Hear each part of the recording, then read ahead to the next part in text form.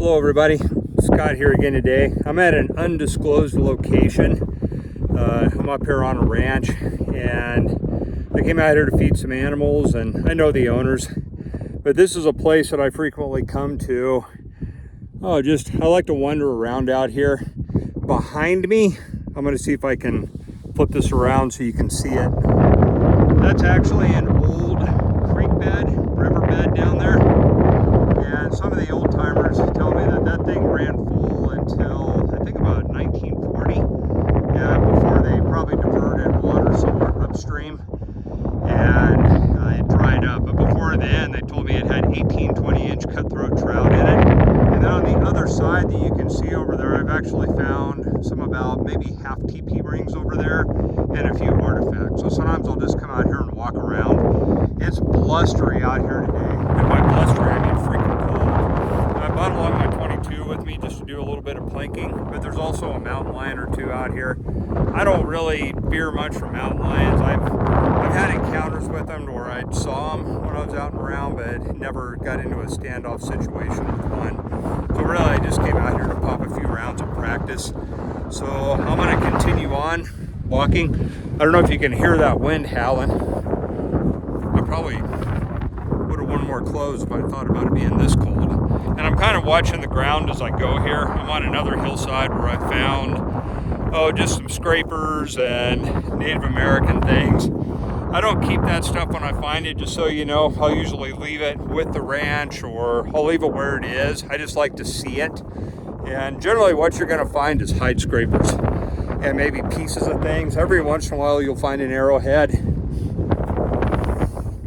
I'm going to stop and take a few shots. It's so windy out here, you can probably see the camera weaving around. I practice with a 22. I actually hunt with a 30-30 with open sights. So this is just good practice. I am not a trophy hunter, I'm a meat hunter. So we harvest deer every year, sometimes antelope, and we do hunt for elk as well. So we spend a lot of the year eating wild game.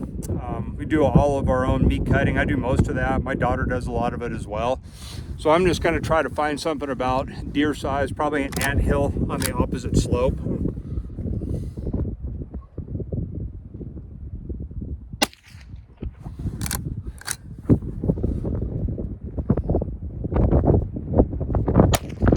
At least I hit what I was aiming at. You know, I'm kind of down out of the wind. Down in the creek bottom, there's actually still some water, some like pools down here. And I think I remember there's actually some catfish and things down in there. Maybe a few turtles during the summer. So this is what it looks like down here. This is the creek bottom, what it looks like down here. Out of the wind now. Generally we see a lot of wildlife down here, a lot of owls, and there's an eagle or two. Across a set of coyote tracks. Once again, every now and then you'll see a set of cat tracks. So I'm gonna walk on and try to talk and not fall off the trail while I'm in here. There would have been a pretty strong Native American presence back probably up through the middle 1800s. A lot of this land has been ranched since the late 1800s. And even the artifacts from the ranch are pretty interesting. I might walk all the way back into an old pit where there's just a lot of antique glass. Sometimes I just kind of like to pick through there and just see some of the old medicine bottles. Sometimes I'll collect that stuff, especially if I find it up in the mountains. I was up elk hunting this year. I found an old medicine bottle. Label's long gone, of course. I don't know what it was, but just neat antique glass. Okay, I'm up in one of the old dump pits now. It's an old camp stove. I don't know if it was a Coleman or what it was, or even what year that would be from. And just a bunch of old fence posts. Sometimes out of these pits, I'll grab some of the steel that I use in my blacksmithing, just depending on what steel it is. Okay, it's another pit. There really is a lot of glass in this one. I've kind of looked through some of this stuff before, and I would suspicion that some of this stuff has been out here for depression era. Try to get into a position where I can look at some stuff.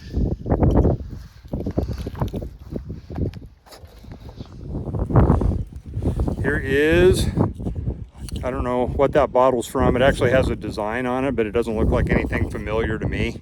I'm gonna leave all this stuff here. I have enough junk at home without hauling anything more home.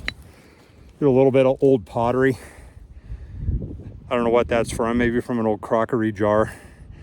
And there's about 100 other bottles and glass and things out here that I could and show you.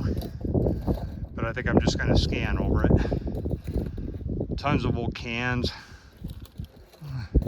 I see just some old implements. Looks like maybe an old, I don't know, dishwasher over there. I'm not sure. I love this place. I just looking at old stuff. And one of my points is always going to be the mental health aspect of just coming out here and picking through these things. It does my heart good. I've been doing this kind of stuff since I was a little kid. I truly appreciate my alone time and being able to connect with history, just kind of look at the lives of the people that came before me. I've spent a lot of time around this country, and I used to know a lot of the old timers. A lot of the ones that I used to get stories from back in the early 1990s are passed away now because they were 70, 80 years old then. And a lot of the stories aren't real happy. A lot of them involved murders, extramarital affairs, moonshining. One ranch I was able to go dig up where all the bottles were hid from where they had a still. And I took some of them back to the house, and the owner said, "Oh, you found them old things." Yeah, my dad had a still out there in the barn, and just interesting things like that. So I used to record a lot of those stories and kind of keep the local history. And honestly, some of those stories can't be told till everybody involved has passed away, and maybe shouldn't even be told then. They're lost to history and probably should be. Just ran across this. I don't know what it is. If it's a bench charger or something. I picked it up and brushed it off. I might be able to identify it. If anybody knows what that is, leave a comment. Got some animal tracks here. Looks like mostly coyote, maybe fox. Probably a day or two old. They look a little bit melded in. Looks like there's been some rabbit tracks around here. There's some other sets.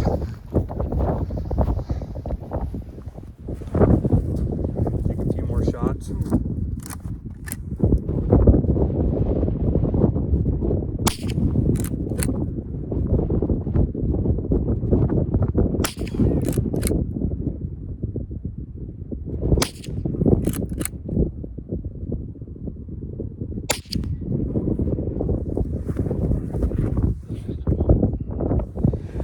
I'm not really even looking for artifacts this time around. There's enough snow on the ground, and it's cold enough out here. I don't know how much longer I want to be out here today. But one thing I've envisioned, I'm going to flip the camera around so you can see. A lot of times I'll look at the lay of the land and then try to imagine where ancient peoples would have camped.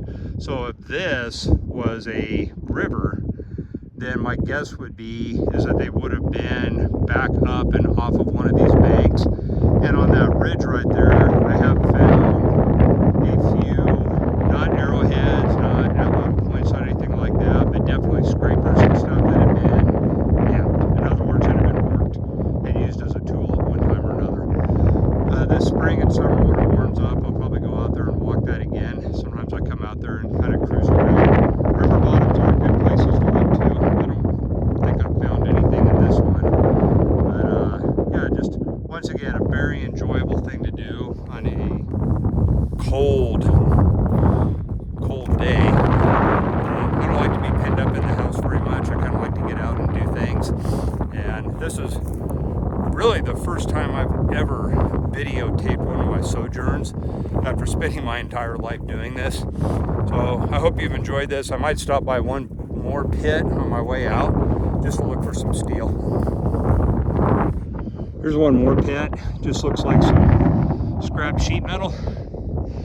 And I did actually pull about 30 or 40 feet of just really old round stock steel, and I actually used all of it in welding and blacksmithing projects.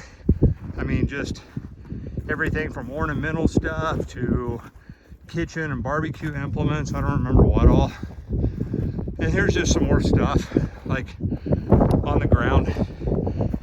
Ancient barrel that somebody has not shot full of holes, least of all me.